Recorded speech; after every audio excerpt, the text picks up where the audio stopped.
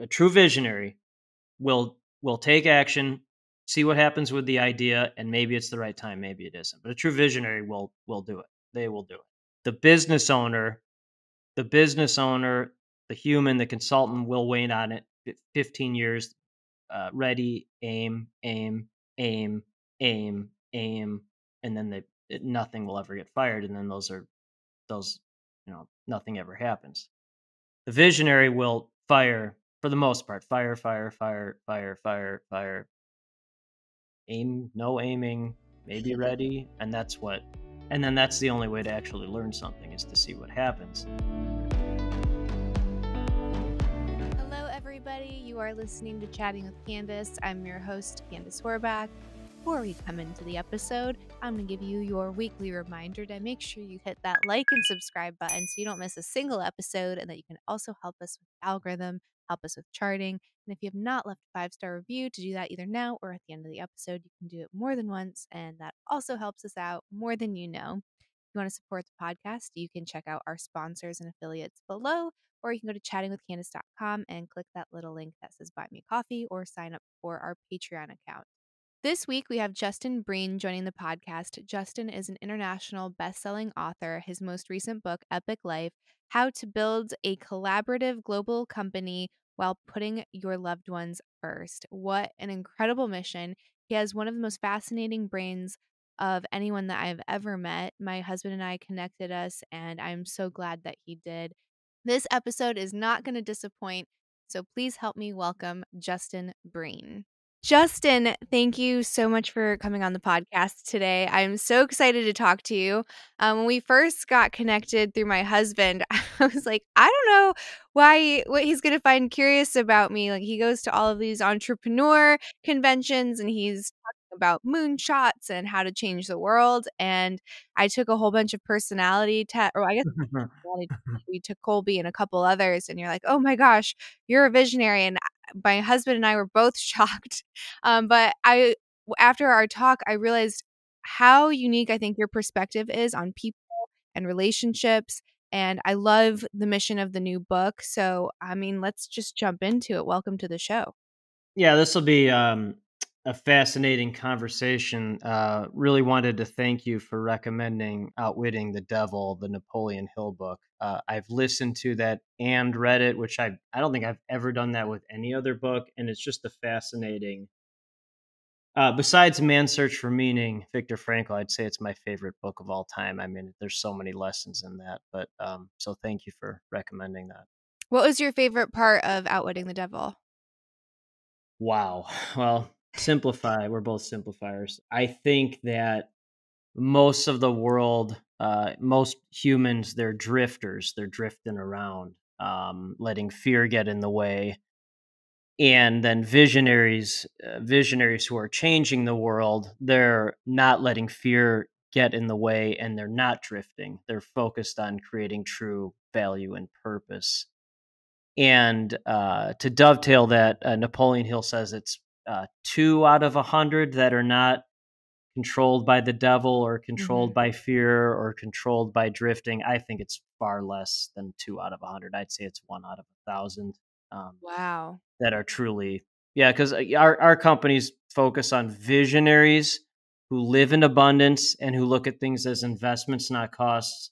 I'd say that's 1 out of 1,000, but that, most folks live in scarcity, not abundance. And so 1 out of 1,000, if there are 8 billion people, there are 8 million.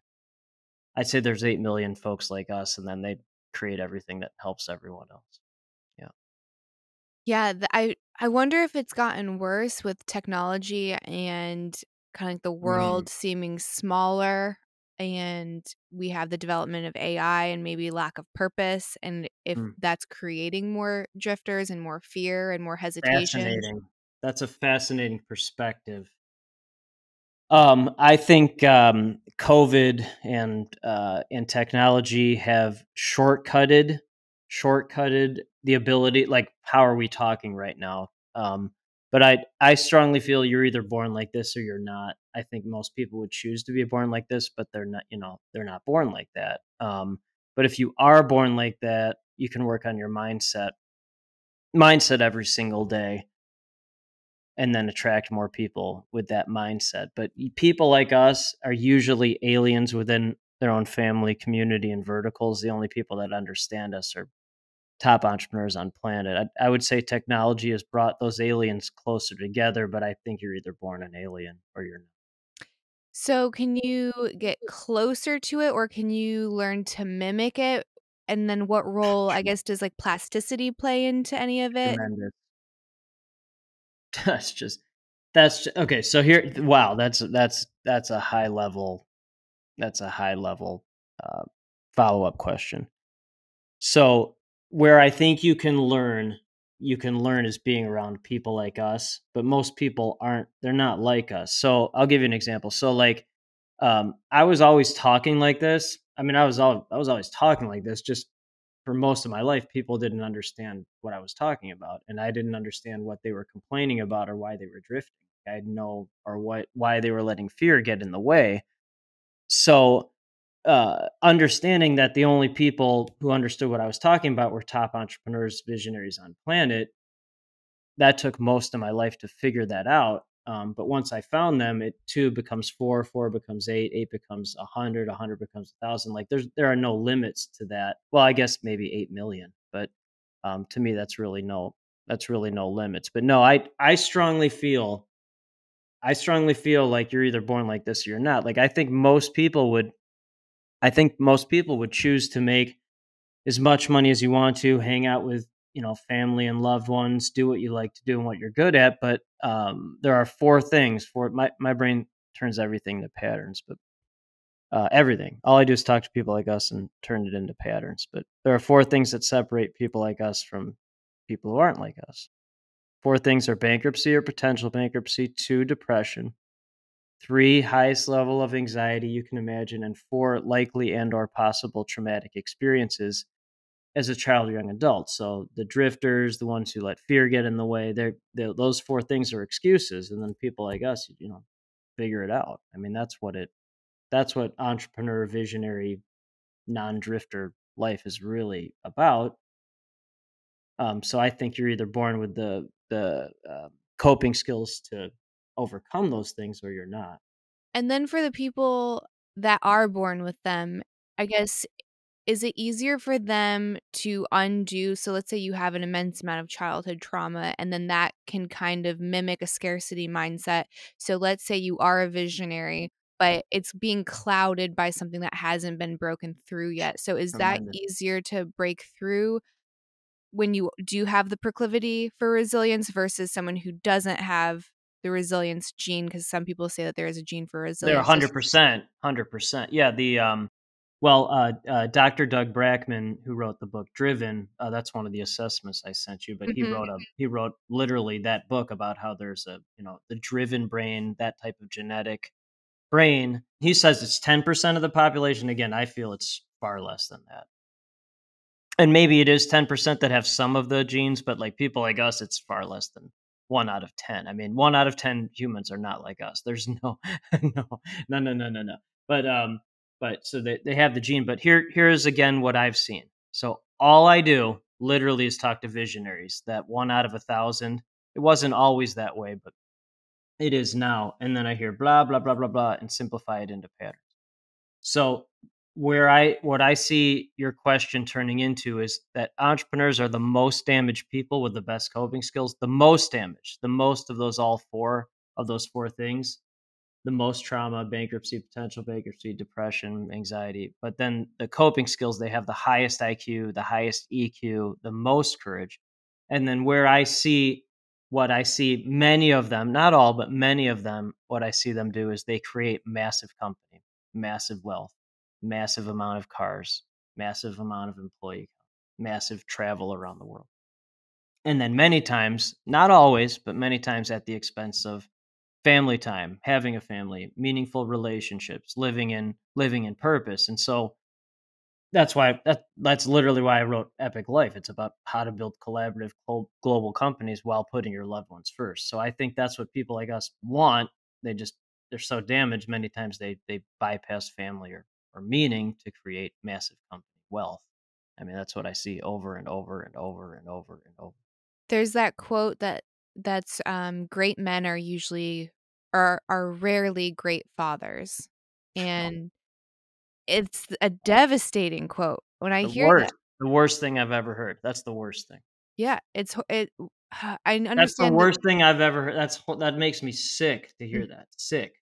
Yeah, and I heard it on, like, Rogan was talking about it on a Ugh. podcast ages ago, and they were using Biden as an example because obviously, he's president of the country. He's been like, had a very successful political career for majority of his life, and you see kind of the issues with his son and, like, that relationship. So his son is obviously, like, lacking. Like, there's something that wasn't given to him in his childhood because you don't end up with, like, addiction and all of those kind of issues because you had a lovey-dovey childhood or you had a great role model or, parents were there for you, all of that. So Hmm. how do you create global companies while still putting your family first? Because I think we were raised on this idea that it's a payoff, like, you have to sacrifice for Exactly. your family, and then what ends up happening is you sacrifice your family. Right. So we just we just said the same we said the same thing in different ways. We said the same thing. So it's very interesting. You mentioned president. There's one vertical I literally ignore. I completely ignore it, no matter who's in charge. I never even think about it unless someone brings it up. But we partner with visionaries who live in abundance and who look at things as investments, not costs. That's it. So Mhm. there's one vertical I literally ignore, and it's politics. It's not because I Mm. don't like it. It's the opposite of visionary abundance investment mindset. It's Mm. argue instead of it's argue instead of do anything. It's what does this program cost instead of. So I just think I ignore it. I completely, and then entrepreneurs going to get stuff done no matter who's in charge. That's irrelevant. So I just literally totally ignore it. But Jimmy Johnson, what that quote you said really made me think about this, and it disgusted me in a good way. But so Jimmy Johnson won multiple Super Bowls with the Dallas Cowboys, national champion coach with Miami Hurricanes football, and he wrote a book. He's a TV analyst, a star TV analyst studio guy, I think on Fox. But so he wrote a book about his life, and he said this, and I was like, "Wow, this is amazing," but not surprising. He goes, he wrote it for two reasons. He goes, one, he's had a lot of interesting stories in his life, winning Super Bowls and stuff, and then the second reason, which almost made me vomitous, the way your quote did. He's like, "Oh, I wrote it as an apology to my family because I never saw them," and I'm like, that's the most miserable person I've ever met because that's what I'm talking about. They have all this stuff, most damage, best coping skills. So they have all this stuff, and then they torch their family in the process. Okay, so thanks for saying that. It doesn't surprise me. So, and again, this is why I wrote the book. There are 30 reasons or 30 chapters, 30 answers to that, how to build collaborative global companies while putting your loved ones first. I'll say the one that really stands out to me is the chapter winning the wrong game. Winning the wrong game. And your quote was winning the wrong game, the Jimmy Johnson story, that's winning the wrong game. So these folks are very smart. Entrepreneurs are all very smart, whether they went to school or not, but their IQ is usually and EQ are off the charts. But that one question, what game are you actually winning?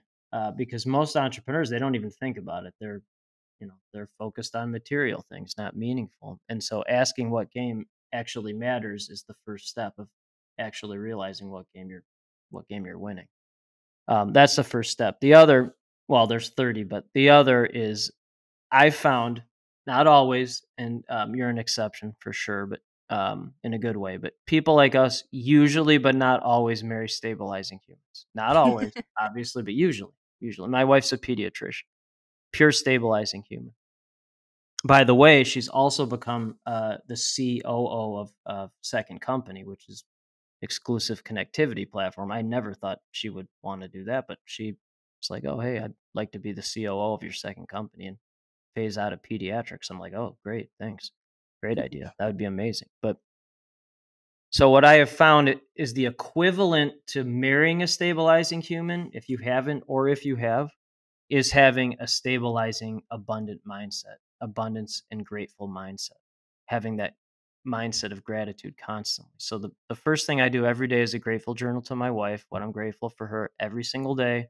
Most important thing for her is for someone to say thank you to her. So I do that. 6 days a week. We live in Chicago, so terrible weather most of the time. So 6 days a week for the last 20 years, I've run outside between 3 and 5 miles every day, and then listen to shows like these while I'm running, or listening to Outwitting the Devil while I'm running. So you're feeding brain, heart, lungs, muscles, whatever, with positive content and positive air and energy. And then 5 days a week, grateful journal on LinkedIn, what I'm grateful for that day. And I'll include this interview in that. But I found if you're constantly grateful, it's really hard to be ungrateful. It does happen sometimes, but it's really hard. And then that gratitude, the gratitude attracts other grateful people, other confident, grateful people, and it repels arrogance, ungrateful. I love gratitude journals. I think it's such a good practice that not enough Right. people do. And Right. I think there is some kind of quantum magic to it as well, which is like the There is. more you're focusing on that, the more abundance actually shows up and the more opportunities show up. And it seems Yes. like woo woo, or it seems like No, it's it, not. you know what I mean? Like it doesn't exist or it's a fable, but everyone that does it says nothing but the benefits and how it has changed their life. So it's like, what is the worst that's going to happen is that you spend a couple minutes journaling either before bed or when you wake up. It's like Right. try it before you discount it. Well, it's an interesting thing that you said woo. In Strength Finders, like there's a woo in Strength Finders, which is winning others over. I didn't even know what that meant, but woo. I'm like very low in woo. So like and dead last in empathy, second to last in includer. For people like us, I have endless empathy and inclusion, but like I am not a feelings type of I'm a pure execution doer. So like it's not about woo. It's about like this is my brain turns everything into patterns, and good Mhm. patterns become good habits. And then I was in an entrepreneur room the other day, strategic coach, great entrepreneur group. Your husband and I met in Abundance 360, which is also an incredible entrepreneur group. But we were talking about patterns and habits, and then it was a fascinating group discussion. And then through that, I realized the best habits become the best rituals. So patterns become habits, and then the very best habits become the best rituals. So the grateful journal to my wife, that's a ritual. The running outside 6 days a week and listening to shows like that, that's a ritual. And then the grateful journal on LinkedIn, that's a ritual. And I think having that grateful mindset is 100% a ritual, and then that just attracts other grateful people. I wonder what my woo is. I don't know if I looked at that, but that would Did you be send it to me? I'll have to take it. I went to take that print test and it's linked to PayPal and I'm Oh, banned on all PayPal I forms. didn't know that. Oh, thanks for telling Yeah, me. so I couldn't check out, and then it got my IP, and now it was like, you can't access this." It's like, "Damn it, I have to go on Eric's phone now and create another email because I do wanna take it." I thought that was interesting when you were talking about your score and your wife's score because Yes. it's just a really cool way to have a tangible visual of what is, like, making your relationship dynamic work, and then what's also maybe making it not work so that you can, improve upon it in a way that doesn't feel personal. So it's not like your partner's coming at you with a personal attack. It's like, Oh, "No, these are our right. strengths and weaknesses, and how can we figure this out to optimize the relationship?"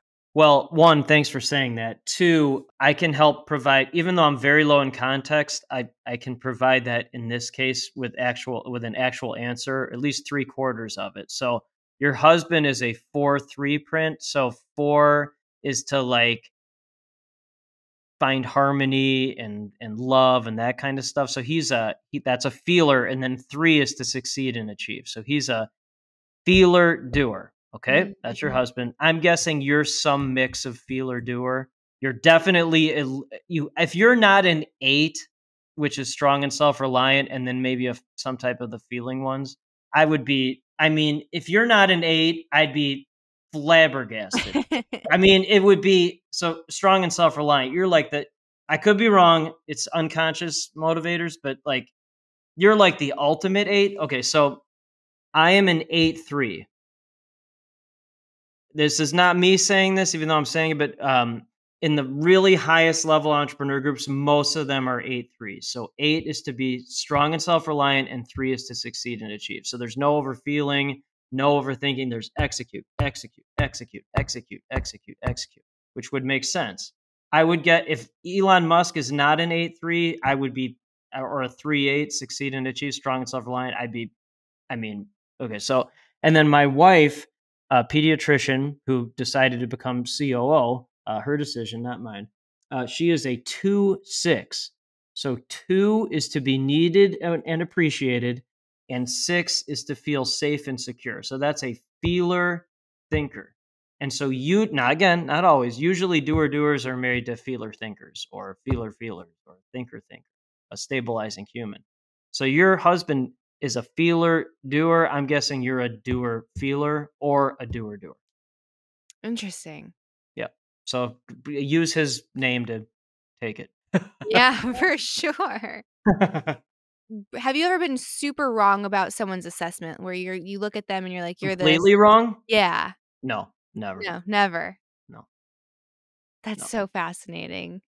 No, I know. So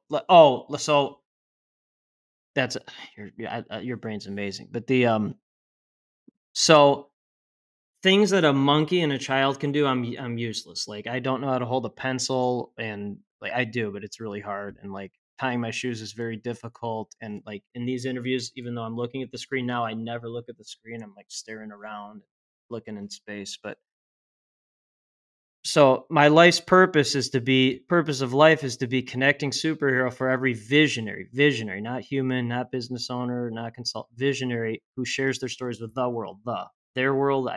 Very confusing, has always been confusing. So for people like us, endless understanding and wanting to understand people like us, and endless empathy, endless inclusion. And then I've talked to so many people like us, I see the patterns, and then it's like, oh, here's your answer. So what has happened through most of my life learning about people like us, I know more about people like us than the people themselves. Like, I can talk to someone like you and know more about you than you do, probably, because I literally talked to thousands upon thousands of you. And then regular humans, I'm bored by it. It's annoying to me because they're making excuses. So that's why I'm never wrong. Yeah. Because you have enough pattern to recognize the patterns. Here's the answer. Every now and then there's an anomaly, but like not a giant miss.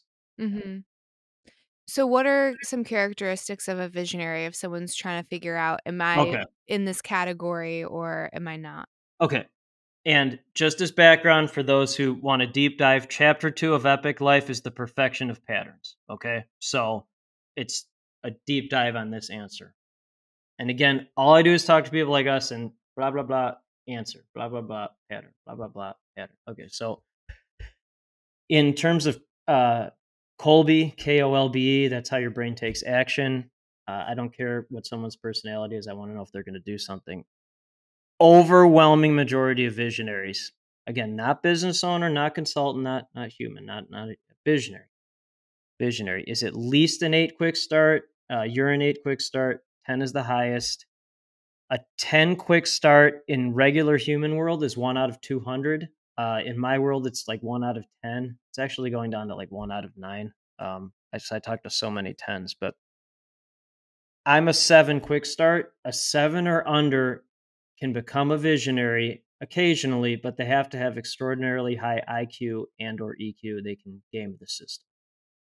More often than almost always, it's an 8, 9, or 10. Okay, so that's one. Most visionaries, not all, they have little to no follow through. So that's ADD, diagnosed or undiagnosed. That's not a disorder, sign of genius, mislabeled by humans who don't understand us. And then if they don't hire 1 million people, total disaster because there's no follow through. So I'm the very rare visionary that has high quick start and high follow. Say it, do it, say it, do it. Hit the gas pump. Okay, so that's one. In Gallup, Clifton Strength Finders, GALLUP, Clifton Strength Finders, most visionaries, again, not all, most of them have a mix of ideation and or futuristic. So they're often wherever that world is, but they have a mix of activator, maximizer, and or achiever. So they're off in idea world, but they'll do something about it. They won't wait 300 years. They'll do it now. I'm almost dead last in ideation, very low in futuristic, but top 3 are activate, maximize, achieve. So blah, blah, blah, blah, blah. Simplify, activate, maximize, achieve. Blah, blah, blah, blah, blah. Activate, maximize, connect. So can keep up with the visionary and follow through. And then the third one is print. Enneagram is similar. It's similar. Most visionaries have at least an 8 or 3 or both in them. So again, 8, strong and self-reliant. 3 is to succeed and achieve. If you don't have an 8, I'd be just completely shocked by that. Could be wrong though. So if you are a visionary, and especially if you are one that, I feel like there's probably the gradient is probably pretty Yes. wide. So you have some people that are way out 3,000 years ahead and some people that are maybe thinking 10 years ahead. Yeah. But if you're one of those people further along on that spectrum, is there any way that you can kind of reel it in so you can take into account the zeitgeist and timing? Because sometimes if you have an idea and society and culture aren't Ideas ready are for it, meaningless without action. Meaningless. Right. or people that are ready to adopt it. That's correct. Bad time. So here, a true visionary will take action, see what happens with the idea, and maybe it's the right time, maybe it isn't. But a true visionary will do it. They will do it. The business owner, the human, the consultant will wait on it 15 years. Ready, aim, aim, aim, aim, aim, and then nothing will ever get fired. And then those, nothing ever happens. The visionary will fire, for the most part, fire, fire, fire, fire, fire, fire. Aim, no aiming, maybe ready, and then that's the only way to actually learn something, is to see what happens. And then there's the adjustment. That's what it is. And again, quick start, that's what high quick start means. They'll take action. They'll take action to see what happens. My litmus test is I wish I could have gotten his Colby, but he died in 1991 when I was 13, but I didn't know what Colby was. But it's my father. My litmus test is my dad. He was 61 when I was born, and he was World War II hero, shot down multiple times in combat, many times without a parachute, and he would just get back into the plane. So that's a litmus test for a visionary. I mean, that's why I mean, you have to be an 8, I would think, or a 3 in your print. Shot down multiple times, and I mean, it's just like your life is just so fascinating to me, and your genetics too. Like Japanese, Jewish, English. What else are you? What else? Spanish. I mean, like you're an entrepreneur. Genetic, like a nationality brain. It's amazing. Yeah, there's a lot of fight in there. Oh, I mean, oh my God. You have like Zen. Think of the Spanish. I'm Russian, Jewish, Spanish, but I don't have Japanese or the English. I don't think I do. But my partner's Japanese, Chinese for a second company. Oh, really? Yeah. Yeah, that's so interesting. Yeah. I wanted to ask you, I've heard you talk about the ADD and the ADHD a couple of times. Is that what the Driven book is about? Yes. Yeah. And so Dr. Doug Brackman, that's like the definitive book on ADD, ADHD. Again, not a disorder. And then there are 4 types of visionaries, only 4 that pattern. So one is ADD, ADHD. Most of the people I talk to have that. The second is minor Asperger's. My wife, who's a pediatrician, has unofficially diagnosed me with that. My wife actually asked me to stop diagnosing people, but but okay, so I'm sure I'm that. 3 is dyslexia. 30% of there are multiple articles on this, but 30% of high performing entrepreneurs are dyslexic. They can't learn one way, or they can't read, so they go into they put them in a different classroom or in the basement or whatever it is and figure it out. And then 4, again, exceptionally high IQ and or EQ. So they're, whatever spectrum that is, they're just not human. They're just human. So are you familiar with Gabor Mate's work and No, his no, tell okay. me. So his opinion is he's like this clinical psychologist. He talks a lot about he got I guess really famous for addiction and his work with Mhm. ADD. Yeah. It's his opinion that ADD and ADHD is more of a coping mechanism. It's not he Mm. agrees in the sense that it's not a disorder. So wait a minute. So the entrepreneurs are most damaged people with best coping skills. So the ADD is the actual coping skill. Right. So he says like if you think about a little kid and especially a parent, so a parent that is not providing like a sense of safety, what are your chances? You're in a room with the parent and you're feeling threatened or unsafe. What can you do? Well, you can't Mm, fight back, you're too small. You can't small. run away because you're a minor and you still live at home. So Most you have to damage. right, so you have to escape within yourself, which is So fascinating. it's okay. So again, like this is why I like doing. I mean, I like doing these interviews for multiple reasons, but this is the one I like the most because this is how I learn in real time. And doing this it's an action. This is doing something, and then this is how you learn because you talk, and then you actually learn. So I've always said entrepreneurs, well, not always, but the last couple of years, entrepreneurs most damaged people with best coping skills. The human ADD disorder, that's the actual coping skill. That makes sense because there's so much damage that creates the coping skills. So I'll dovetail that. I'll dovetail that. I think the trauma contributes to that. I do think some people are just born with that type of wiring, but 100% the trauma would create that. And that would create the trauma and the damage as child would create the high level entrepreneur. I mean, that's what entrepreneur life is. And then the ones that go to prison or they don't, they're all over the place and never amount to, they don't achieve anything is because they don't have the IQ and or EQ. They don't have it. They just don't. Yeah, the book is called, Scattered Minds, if anyone wants to check it out, but I think Recommend it. that one's the one that's focused on ADD, and I thought that that's interesting because I took that driven test, and I was pretty much, like, off of Right, which I the thought you'd be, right. parameters, and I was like, "Okay, so I guess I have this," but I had no idea, and looking back at my experience with education, it was horrible. I would come home crying, I would Right. have the most anxiety before a Of course. test, and I Right, of course. you know what I mean? And I would just feel like the dumbest person in the room. I'm like, "Why is this working for everyone and it's not working for me?" And it's Right. like how we're just failing so many young blossoming minds because they learn differently. So we have So there's your feeling. So you're a doer feeler. Yeah, you're feeling with empathy and so here I'm going to dovetail that. My brain literally only focuses on people like us because people like you, I should say, with more empathy than me or more inclusion because people like you help everyone else. I never think about everyone else. I think about people like us that can help everyone else and then people like you help everyone else. That's how I help everyone else. so what are you trying to help people with? Again, purpose of my life is to be connecting superhero for every Mhm, visionary who shares their stories with the world. That's it. So I'm mhm, either spending time with a stabilizing human, really smart, mhm. beautiful wife, or and our two young maniacs a compliment entrepreneur children. They're 9 and 10, or talking to people like us and connecting them.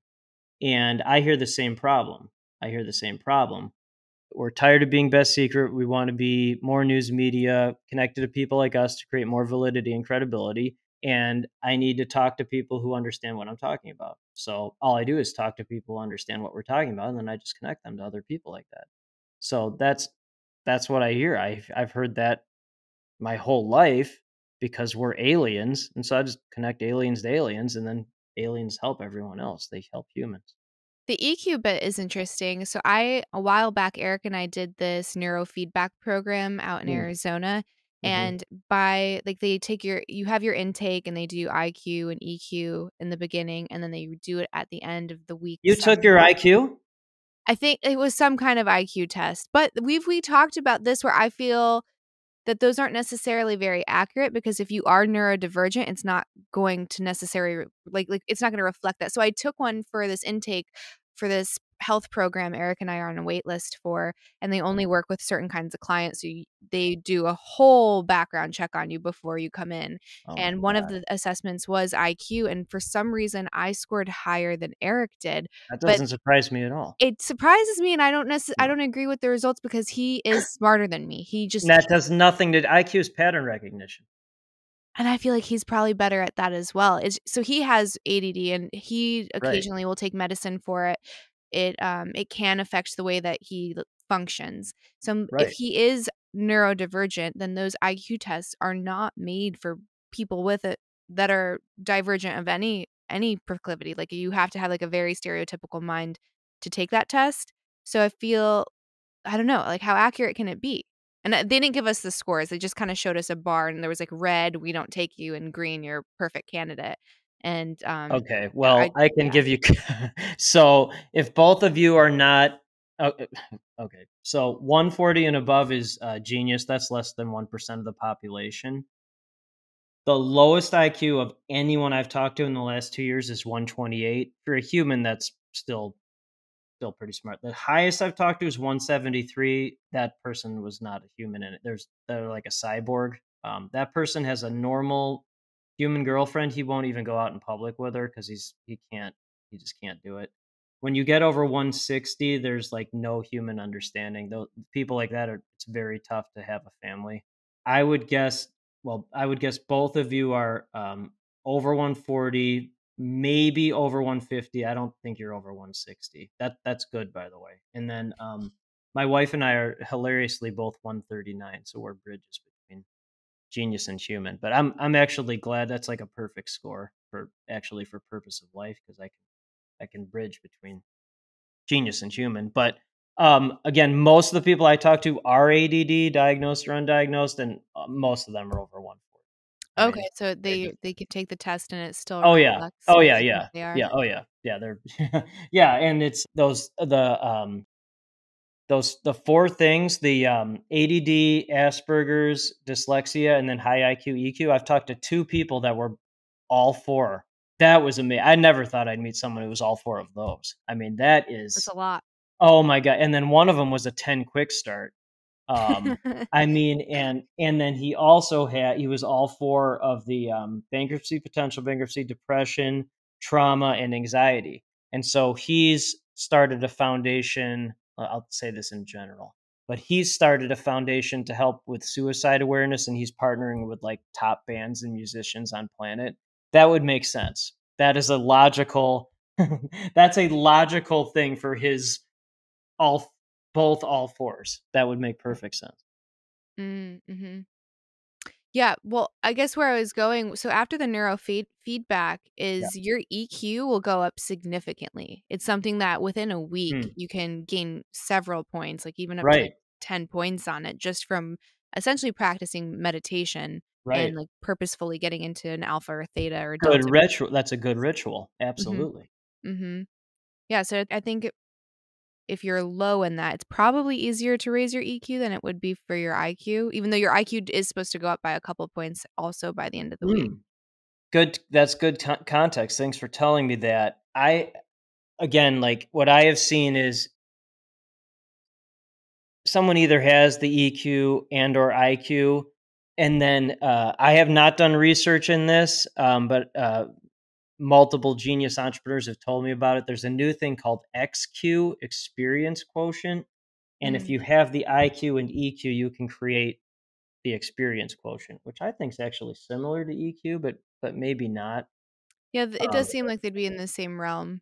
And then I've heard of yeah. so adaptability quotient as well. So we Mm, do this training every so often. Eric's gone more than I do, but it's essentially like psychology mixed with mm, real life stressors and situational awareness. So they'll use close quarters combat mm, with like fighting and ammunition, mm. and then like let's say you're doing target practice and you're running through this obstacle and you miss the last one every single time. Well, they'll figure out how that reflects in your day-to-day life. Like, why do you always miss on the execution?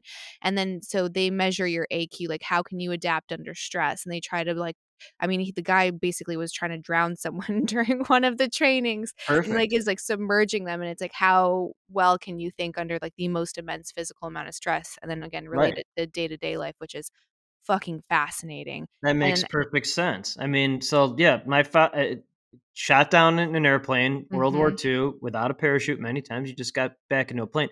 In a couple weeks, I'm taking our sons are they're both 9 quick start 2 follow through pure pioneers, and I'm taking them Asian carp fishing with a bow and arrow. Oh my So the gosh. Asian, yeah, right, right, yeah. So they jump out of the water and then you shoot them with a bow and arrow. When we're really excited, we're really and then I took them a couple months ago to the movie Cocaine Bear. This is actually this will make sense. So, and it will explain things. But so Cocaine Bear, that's for a human child, that is not a movie. But so we're laughing, we're laughing hysterically. For those who don't know, it's about a bear that I guess it's based on a true story. It found some cocaine and then it started killing people. And so we were laughing at it hysterically, and then my 10-year-old brought his 10-year-old friend who's a really good kid, but he's a human, and then his friend is crying, shirt over his face, so we had to leave the theater. But like for for us, and I told his parents, I go, this is a very violent movie. Are you sure you want him to go? And they're like, yeah, it's okay. But it wasn't okay. But that's the difference. Like the it's the difference between the hunter brain and the farmer brain. Like that's what it is. So you think that there's just probably even millions of years worth of data that makes some people okay with that stressor and that violence, so like you if you do have a hunter brain, you're not gonna be overwhelmed by something like that. No, I mean, no, no, no. Okay, so one of the okay, talk is meaningless to me. It's meaningless. So 2 years ago, my wife and I went to lunch. So we go to lunch like every Wednesday and or Thursday. And so where we live is, I mean, one of the safest places on the planet, knock on wood. But anyway, so we were going to lunch and we pulled into a parking spot, and I got out of the car and then I looked behind me, and then there was a guy laying in a pool of blood. Like, so you don't usually see that in my neighborhood, but uh, was a journalist for 20 years in Chicago and that area, so witnessed and reported on shootings and all that stuff. So I yelled at the guy. I'm like, "Hey, have you been shot?" Which is something in my neighborhood you don't you don't ask that. And then he goes, "Yeah." And then there was a guy in the car with him who said, "Yeah, my friend's been shot." And then that guy got into the car and drove away. I was like, "That was interesting." But anyway, so then there were a bunch of people staring at it, and I'm yelling at the people. I go, "You cannot go. You got to get away from the body." He wasn't dying. He wasn't dead. He was dying though. I go, you don't go near. He called 911 because one, the guy with the gun that left could have come back and shot him. There could have been another guy in the parking lot that would have, finished the job. But most people they were staring there like sheep. They had no idea what was going on. But I like immediately instinctively just knew. I mean, I just knew it. And then my wife, it was very interesting too, because she's a doctor. She wanted to rush in and help. And I told her, no, you can't go over there because you're not going to get killed for this. You're not going to do that. So it was like, it's very interesting to see how 99% of the world just stared like deer in the headlights, and then my wife, who's trained to help, and then me, I'm like, it's just genetically in my blood to understand people getting shot and blood and chaos, and like, here's how to actually lead this situation. Yeah, it's interesting. They say almost the more people that are there, there's this disbursement of responsibility. So you push it off onto someone else and you assume that they're going to pick it up. So then it's not up to you. And I just had a story pop into my mind when you were telling that hasn't come to me since it happened. So I Hmm. was probably 8.5 months Yep. pregnant. I was super pregnant. So it Oh was man, over like this is gonna be good. last summer. And Eric was away for I think he might have been at Abundance actually, but Oh God. he was gone. And it's the dead of heat in the South, and I'm, Uh-huh. walking around, and I have my crop top on and some leggings, and the AC guy comes over. We're getting, like, a new HVAC system put in because we bought an old Uh-huh. house. So the guy comes over with his Oh no. 18-year-old son, Oh and no. they're supposed to be installing stuff on the roof, and I'm like, "Okay," and I have my toddler with me, and it's nap time, and, Mhm. all of a sudden, like, I'm getting my toddler ready to wind down. Someone knocks on the door. I'm like, "Well, Oh. that's weird." It's his son. His son comes, and he just blank stare, like, no emotion whatsoever, and he's like, "My dad fell off the roof." Mhm. And I was like, "Is he okay?" And he goes, "I don't know." I was like, Okay. did you try to talk to him?" He's like, "He's not responding." I'm like, Okay. did you call 911?" And he's like, "No, I didn't know what to do." I'm like, My God. that's step 1. So I had to grab my child, throw him into the crib, so he's Right. crying because I didn't want him to see ambulances or Yeah. whatever. I had no idea what I was walking out to. Right. Yeah. I go out, there was like almost like a step, and he had hit his head on it. So Okay. he's laying there, eyes wide open, Right. blood everywhere, Right. not responsive, not moving, and Okay. he's not even blinking. So I have Right. to go over and, I, like, feel his pulse, I feel that he's moving, I had to go Right. inside, grab a towel, I'm giving it to his son, I'm like, "You need to hold this on, like, his wound, don't move his neck," calling 911, all in the like, this waddling around, like, massively pregnant, and I'm not reacting, I'm just responding to everything. All the paramedics come, and I'm like I had to clean up everything. That's what people don't realize. When accidents like this happen, like, you have to clean it up. So there's this coagulated blood everywhere that now Right. at me 8.5 months, I'm, scrubbing off of the cement in 110-degree weather, and his son is just sitting there Right. like a deer, Right. and he's Makes sense. 18. So Right. I was That's not gonna change. flabbergasted. That's humans. I was like, how do you not have the 'Cause he's a human. AQ No, he's to human. dial 911? And I called Eric and I was like, "Honestly, I've never been in a situation like this in my life." Like, thank Right. God the guy lived and he's okay. It was definitely dicey for a minute, Yeah. but you don't know how you're gonna show up in that situation until it happens, and I Right. was, like, I was shocked. I was just shocked that I was just focused and able to just execute on whatever had to be done. See, here's what's interesting about you to me is that you're surprised at yourself all the time. None of this surprises me at all. I mean, this is logical. This is what I mean. Like I see the patterns and like I knew more. I think I understand you better than maybe you understand yourself with that. Like, of course you're gonna I mean, the trauma and that you've overcome, like you're the ultimate strong and self so like uh, that's perfectly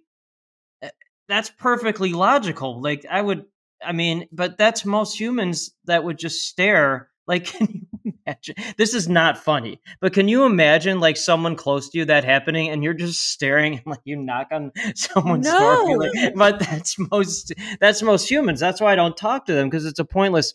And so, oh yeah, so one of the I haven't written it yet. I'm not going to yet because I'm waiting for the second company to take off. But then the whenever I write a third book, it'll be called Epic Family, right? Because like, oh, my wife's like joining the second company, and like it's I put family first. Like, why wouldn't you do that? But like one of the chapters will be it'll be something like blame the umpire and other things visionaries don't do. So like our kids are both really good athletes, and then they're in travel sports and like travel baseball, travel soccer, both really good runners, flag football. And then so you have to go out into the human world for these things. Like it's not all people. In fact, there's no one else like us really. So you see how humans act like for hours at a time. And then, like, 10-year-old, it's funny because I'll write a chapter about it, but 10-year-old baseball, you see the humans blaming an umpire in a 10-year-old, and then the worst part is that the humans blame the umpire and then the children of the humans see them blaming the umpire. So then they start to blame the umpire. And then my kids start to blame the umpire. I go, no, no, no, no, no. People with weak mindset blame the umpire. People with strong mindset, the visionary, they take accountability. for their own actions. So I'll turn it into a lesson for them. But it's hilarious to see how human world works like that. But that's most of the world. Like when you go, when you leave your house and go out into whatever you're doing, you see how they act. But the deer in the headlights, like that's human society. That's what it is, and it's not a bad or good thing. It's just that's just how their brains are. And I feel like this is a great opportunity for people to just introduce calculated risk taking and stress so that they can Yes, better handle it if something happens. that's a good Whether idea. that's like go into a sauna or jump into an ice bath or go do a really serious workout, right? Something that makes you Right. feel like I'm gonna die, right? Like I just did the assault bike this morning at the gym. Not 8.5 months pregnant. I No, no, no, no, I am not pregnant. I know. No. But, yeah, did the assault bike, and I was like, "I'm gonna die," and sometimes you Good. need a little bit of that to, like, get out the energy and then be able to Yes. deal with customer service or whatever it is that's gonna someone cutting you off in traffic, and it's not gonna take everything away from you because you've already worked something out that is much bigger than that. Well, calculated risk is the key. Like most people, they never take any risk. They don't even a 10 quick start will they don't they'll do it, a 9 quick start will almost do anything. An 8 quick start, 8 and 7s are in the calculated risk area. When you get below a 7, very, very, very, very little risk. 5-year goal, it's on our vision board upstairs. So I guess it would be 4 years from now. I want to swim with great white sharks in a cage. That'll be fun. What? That Yeah, is well, not a calculated sure it risk. is. You're Did in a you see cage. You're in No, a no, cage. no, no, no. Did you see that video with the guy in the plexiglass cage? Oh, it'll be fine. Yeah. See, okay. So It was not fine. I can't wait. I can't wait to do. I jumped out of an airplane with a parachute a couple of years ago. They didn't put a helmet on me. The guy who I was strapped to, he had a helmet on, but I didn't. And then the time I'm like truly at peace is like when I'm driving my car really, really fast. Sometimes with children in the car, and it's a lot of fun. But that's a calculated risk, and I'm a safe driver, very focused. But that's actually when I focus the most because you're Mhm. like totally focused on the task at hand. And so skydiving was totally focused, driving really fast, really focused. I think shooting the Asian carp with bow and arrow, that'll be total focus. That'll be an interesting thing to see how my kids enjoy that as well. I wanna look that up, but it sounds kind of Oh, it yeah. makes me think of that flow state, which is the skills challenge Yes. threshold, so you have to get yourself within a threshold in order to achieve that state of flow. But with someone who does have ADD specifically, you do have that chasing a dopamine, chasing a high, chasing a risk tendency. So how do you check in with yourself to make sure that it is a calculated risk? Like, 'cause Winning the wrong game. winning Winning the what wrong game are game. you winning? Yep. Yeah. I'm putting oh wait, hold on. I'm putting it in the chat. Oh wait, can I put it in the chat? Here. Oh wait, I think I can. I'm putting the Carp Hunter the Oh, yeah, link. thank you. There you That sounds so cool. go. Yes. Wait till you see the site. It'll be incredible. So Yeah, I've really wanted to learn how to use a bow and do archery, and I was going to go get fitted, and then I got pregnant, and it was just not the right season because I was bad riding. risk. That's a bad risk. That's a bad risk. Yeah, I was doing dressage, and the horse that I got actually was trained in hog hunting, so he What? was a beast. I know. He was Amazing. A horse hunting. Oh god. Yeah, I could see you going in one of those helicopters where they shoot the hogs from the the air. boars, yeah. Yeah, that'd be fun. That I would do Yeah, for sure. I would You do would do something like that? that. You Yeah, I would. would do that, yeah. That I Have would you heard of nutrias? Those are those giant swamp rats in Louisiana. I want to take the kids that you go on one of those airboats and you shoot them. I want Oh, to take the kids on that, right? oh. But that would be fun. I think that'd be fun. Yeah, no, the helicopter has always interested me, but yeah, I was like, "I'm gonna be like Katniss Okay. Everdeen, and I'm gonna be on my hog horse with my bow," and I just had this whole vision, and then I got pregnant, so I was like, "I am not gonna I can't ride a horse anymore right now, and then this is not the time to learn how to use a weapon, so we'll revisit that later in Okay, the well, future." yeah, do you got time? Yeah, so Yeah, that sounds like a good idea. That sounds fun.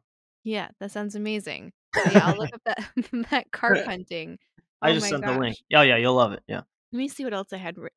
I journal before I do these things because sometimes sometimes I surprise myself, and then other times it just takes on its own life, which Of is course. usually the best way that I Agreed. think. Oh, one thing I wanted to ask just selfishly was finding out how to navigate business relationships based off of Colby. So, like, finding someone that makes up for your weak spot Yes. and then also isn't gonna be so combative because you want Mm. someone that compliments you, but that's not necessarily an opposite. Oh my god, that's amazing. Okay, I will answer that as concisely and simply as possible, but it requires it requires some in-depth response to that. So, those 3 things that we talked about, those assessments, the Colby, the Strength Finders, and the Print. So, I'll start with me because that then you'll understand why the partnership works. So I'm an 8671 Colby, okay? My partner is a 1596.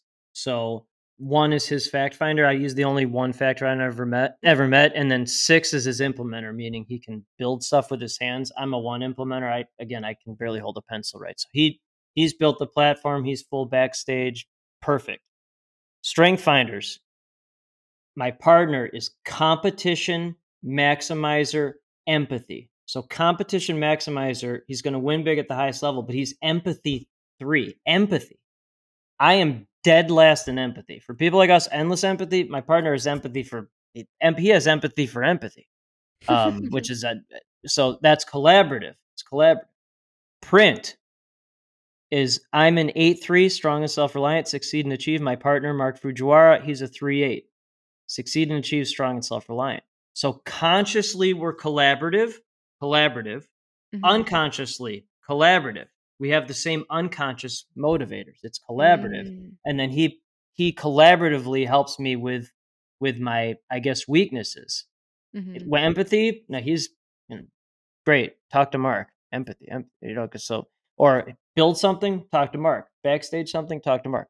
And then with personal, which is now actually turned into business, which I never expected, but this is what happens when you have the right mindset. It attracts the right network and creates the right opportunities. But so my Colby again, 8671. My wife is 8742. So she has lower quick start, but higher follow through. Higher follow. Her number one strength finder is harmony. Harmony. I mean, I still like I can't even understand. I'm 31 out of 34 in harmony. 31. So again, collaborative harmony.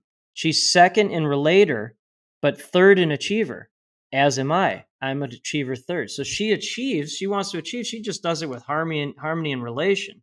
I do it with activation and maximizing. I just do it and then harmony, joy, woo. Okay. And by the way, she's brought harmony and relation as a bridge between me and my partner, Mark. She's brought harmony and relation. So that's collaborative. And then print, unconscious. I'm 8-3. Go, go, do it, do it, do it, do it, do it, do it. And then my wife is needed and appreciated and safe and secure. So she is, I'm endlessly grateful for that. She taught me how to say thank you. She taught me how to be appreciative of her constantly.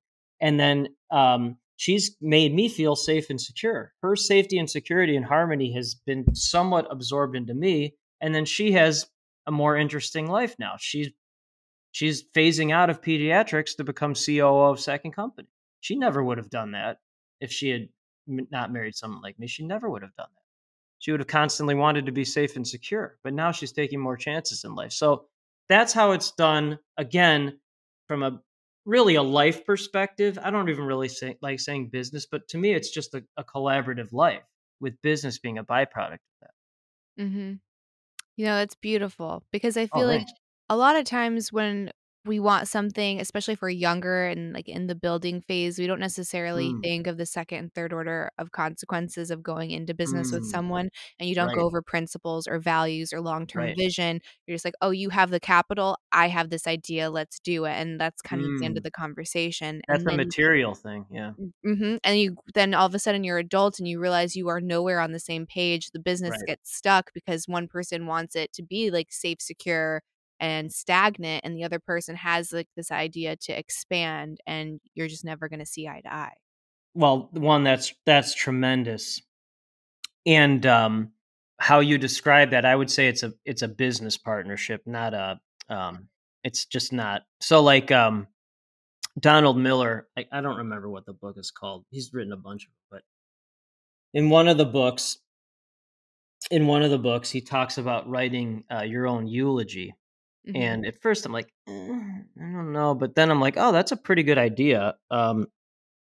And so I wrote it and look at it every now and then. But first, it thanks my wife for giving me a life, and then it said like, and then my children, but mostly my wife. And then it was like, I tried to be a good dad and husband first, and then sometimes I got into a lot of trouble because I'm impulsive, which that would make sense with a quick start activator. And then it also thanked uh, partner, Mark Fujiwara, for a lifelong friendship, and then the byproduct of that was a successful global company that connected visionaries who created things for everyone else.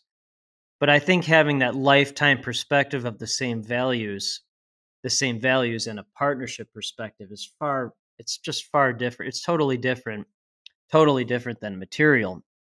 And again, brain turns everything to patterns, everything. So business owners, humans, whatever that world is, they care about revenue, office space, employee count. The thing that you just said, like, oh, here's my idea, here's the capital to do it.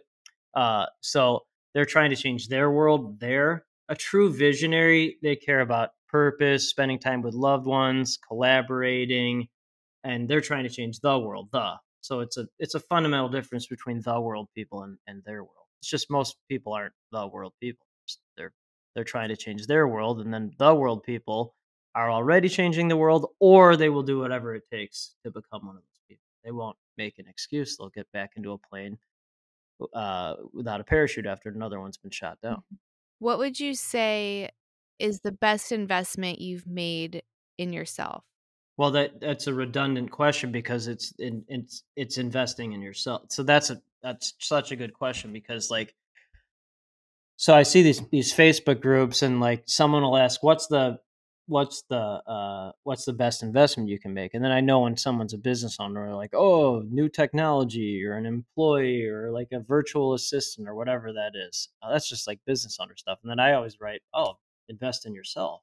I mean, you just invest in yourself. And then, so I just keep making bigger investments to be in smaller rooms, but the people in those rooms are making bigger impacts. So if you want to call those networking groups or entrepreneur groups, so bigger investment, smaller room, people in those rooms are making bigger impact. That allows me to spend biggest investment in smallest room, which is my family, where I can make the most impact. So it's the same formula, but everything to me is about spending more time with my family. So that's one. And then if you're not a litmus test for people you serve, that's hypocrisy. So how can you expect people to make bigger investments in you and your companies if you're not making bigger investments in yourself? I mean, that's illogical. You can't, I mean, you guess you can, but how can you expect people to invest in what you're doing if you're not investing in yourself, making bigger investments in yourself? It's totally illogical. So which room has, I mean, obviously taking aside family, because I feel like that should hopefully be everyone's answer, but aside from like your, hopefully, Right. aside from that room, which room has been like the most inspiring for you so far? Well, I mean, I think one, the reason why we're talking is because, well, one, I don't believe in randomness, but your husband and I met in Abundance 360. That's for those who can't see. That's the hat I'm wearing, and then Dr. Peter Diamandis, who runs that group, he wrote the foreword for Epic Life. I'm very grateful for that. He doesn't usually do that, so I'm very grateful he did that. So I mean, people like you and your husband and me, we're like the average human being in that room, which I don't say that lightly. I mean, it's 400 of people like us. So certainly Abundance 360 Summit. The other group I spend a lot of time in is Strategic Coach. Very confident saying that's one of the top, if not the top, entrepreneur groups in the world. Dan Sullivan and Babs Smith co-founded that. One of the chapters in Epic Life is find your Babs or have your Babs find you. I always call my partner Mark Babs because I think it's funny, but he's the backstage genius who's going to build the company. Strategic coach without Babs, there is no strategic coach. So those two groups, I spend a great deal of time in because it's rooms where not only do the people understand what I'm talking about, but I like to be the dumbest person in the room, and those are the rooms I can really learn something. That's where the true learning. How are you able to, I guess, maybe like put your ego aside or like not have that sense of competition? Because some people want to always be the smartest person in the No, room. And yeah, no. So that's right. So you're asking that for your audience, which I appreciate. I appreciate that. A true visionary would never want to be the smartest person in they would find another room. So that's why you keep making bigger investments to be in smaller rooms, but the people in those rooms are making bigger impacts. And because they're making bigger impacts, I want to be in the room where I'm making the least impact because that propels me to make more impact, more impact, more impact. You never stop. You never stop. But and then there's a huge difference between arrogance and confidence. So visionaries are confident knowing that they're great at one or two, maybe three things, and then they're terrible at almost everything else. An arrogant person thinks they're great at everything. The arrogant person wants to be the smartest person in the room. The confident person wants to be the dumbest or one of the dumbest or at least midline because they're confident that they're great at one or two or three great things, and then they can actually learn from the other people, the other confident people in those rooms that are great at one or two or three great things. And then again, those are the world people. Those are the world. Our conversation about politics just popped back into my head. I can't wait to hear what you have to say about this. Well, that's the opposite of the rooms I'm in. It's the opposite. I think that's the problem too, right? I ignore it. Nothing I can do. It's a pointless conversation. They're not going to do anything. So I just ignore it. I'd ignore it. Yeah. Well, it's how do you bring vision and change into something that has been so stagnant and self-serving Oh, I for ignore it. Yeah. pretty much everything. Yeah. So I guess the answer is probably we have a lot of people that have resources and influence, and hopefully they're able to fund maybe certain people. I don't know. But when no idea. it felt very discouraging when you're like, there's just no vision there. I was like, well, hopefully there is some, or hopefully there will be some, because that affects so much of our day-to-day life. Oh yeah. So good. That's a great point. I never focus on any of it.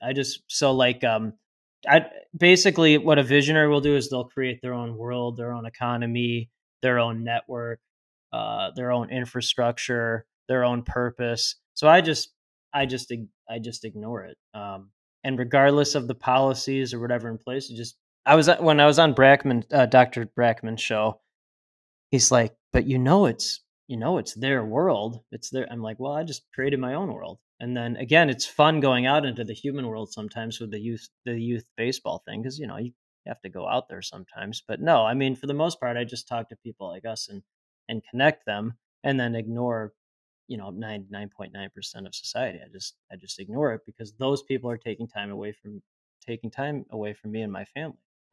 It's a pointless conversation. And I appreciate you saying you're discouraged. I'm not discouraged by it because I just ignore it.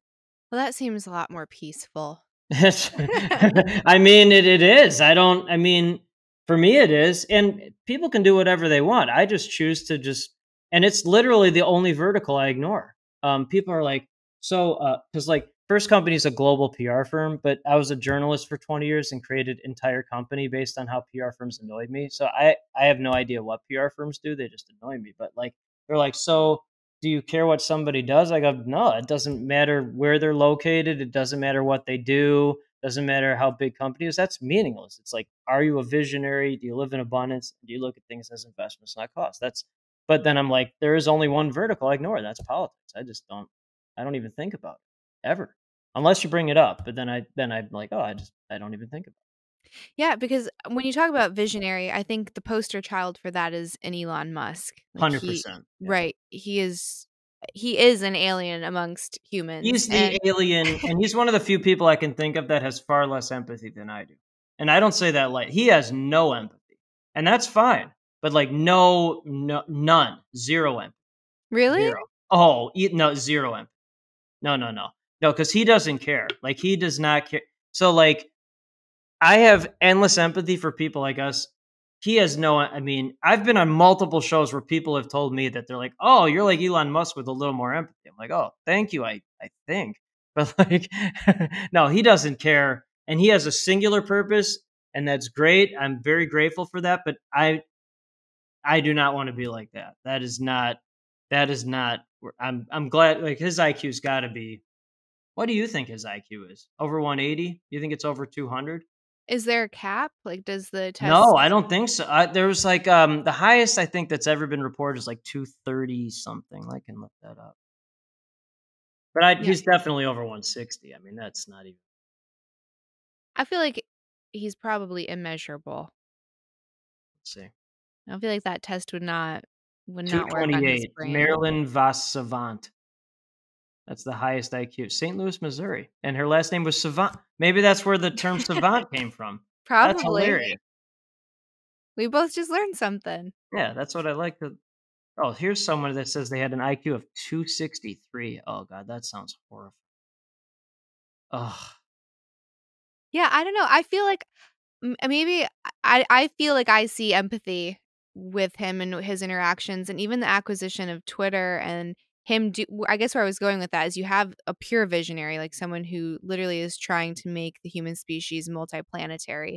And then he even got down in the mud with politics because, social media was getting so crazy and so censored, and he saw how it was affecting so many people, so he just bought Twitter. And I think he did that with a lot of really good intention for people to create change and to have some kind of positive impact on the way that we're doing politics right now and the way that we're exchanging ideas. And I mean, hopefully it works. Okay, you're gonna get me to do this, and that's fine. That's what it will take. So like to change something like that. So like okay, let's just call politics a vertical. Okay. Yeah. Or and then because I see the world in numbers. So let's compare I'm gonna do this for you and your audience right now. I'm doing this. I am morphing my brain for 1 second because usually I see the world. You're welcome. Thanks. Well, then okay. So in Kolbe world, again, KOLBE. So like a doctor who's a doctor, that's like an 8822. So that's like a 2 quick start, playing not to lose, afraid to make changes with an 8 follow through. So they'll just do the same thing over and over and over and over. And then the first 8 is a fact finder. So like fact, learn, but not actually taking action. So I never talk to a doctor who's a doctor unless it's my wife or her friends. But I will talk to a visionary who runs a healthcare company. I never talk to a lawyer who's a lawyer. That would be the worst conversation ever. But I do talk to an entrepreneur visionary who happens to run a law firm. I will never talk to a CPA financial person unless I have absolutely no choice, because they ask me the same questions every quarter and they don't understand what I'm saying. But I will talk to a visionary entrepreneur who happens to run a massive financial practice. Okay. So I totally ignore politics. However, a true visionary who could potentially, I mean, I would never even think about this unless you kept bringing it up, but a true visionary who could literally change the entire landscape of politics, that's somebody I maybe might talk to. Maybe. But that's what it would take someone. It would take a 9 or 10 quick start, multiple ones of them, because most politicians have a law background. Like it's in the United States, actually, in most of the free speaking world, they're lawyers who become politicians. So those are 8822s. They're not running law firms. They're lawyers that became politicians. So they're not playing to win. They're playing not to lose. And then they're literally trained in arguing, winning their argument, not collaborating. It's the opposite So this is a struggle for me to do this, Wow. but that's what it is. I mean, it's That's lawyers who are so arguing. fascinating to I again, with a pattern recognition, like, duh, of course. So if you Well, that's have what it all of these is. Why would you people, focus on that? It's a nightmare. well, So why would you want people whose profession is arguing and playing not to lose to be because running a it's humans country? voting for humans. Ugh, That's what it is. you just broke it all down. It That's makes what it perfect is. sense. So I don't talk to so if you look at elections, it's humans. It's I mean, this is funny, right? But that's what it is. It's commercials appealing to humans who stare when they knock on someone's door and their dad is basically dead. Hey, what do I need to vote for? I Ugh. mean, that's what it is. So why would I focus on that? But that's what most of the world is. So it's a human voting for a human who's trying to control humans. That's Ugh. what it is. Yeah, so I guess you have to try to hope that someone with that is a visionary feels like they have no choice but to throw their hat in the ring and for the sake of shaking the entire thing up, not someone who wants to go there for argument's sake or to win or to not lose or self-serving or their world, like they're making their world better or instead or their life better instead of the collective. Yeah, It's a mess. not my world. No. No. That was funny though. So hopefully that context helped, and you did help me think about it, like why I ignore it at a even higher level. But no, it's pretty simple to just ignore It can be. And then I it. think sometimes when you just see so much nonsense, you're like, this is insane. And I think that's probably what happened with Elon, where he's like, this makes no sense. I have to do something. Like, I Right. have to do something to even out the scales because right now it is so imbalanced. And this just is not working for most people. Most people just don't even know that it's not working for them. They go onto social media and they're like, Oh, this is reality. right. Well, humans do you, but there's one board that I joined. There's only because that I believe in it. So it's called the Wildlife Foundation. And I'm not a financial person. I don't really understand the intricacies, but like, so basically, the foundation, and there will be major capital and major players behind this. So I'm very grateful to be on the board. But like, it will buy land from the rancher or whoever owns the land, repurpose a good part of the land for like conservation purposes, and then there'll be like tax credits or something. So like they're like major thousands upon thousands of really important land in the United States, and it'll help like grizzly bears and elk and wolves. And so basically we're like creating our own ecosystem and conservation space, like, but we're just doing it. So that's how like people like us can really affect change, without politics at all. I mean, it has nothing to do with politics. So, Yeah, just go through the private sector, which seems right. to make way more sense, anyways. 100%. Yeah. hmm Well, Justin, this was amazing. I love your brain and Ditto. I love your mission. Where can people follow you and buy your book and Thank anything you. that you might be working on that you want to let the listeners know about? I can't wait to listen to this again to hear how your brain. No, because like that's how I'm like, oh man, wow, that was really fascinating to hear that. But the book is called Epic Life. Again, very grateful, Dr. Peter Diamandis, who's one of Elon's best friends, by the way. He wrote the foreword. He interviews Elon all the time. And then again, that's Abundance 360. That's how I met your husband. So very grateful for that intro for us from him. So Epic Life, it's all over the world. And then I guess the main site is brepicllc.com, BREPIC LLC.com. Well, awesome. Thank you again. It was wonderful having you. Tremendous interview. Thank you. And that's it for this week's episode of Chatting with Candace. If you enjoyed the podcast or you know someone that might, please share it with a friend or two. And don't forget to leave that 5-star review. And I didn't even mean to rhyme there, but I did. Kind of cute. See you guys next week. Bye, everybody.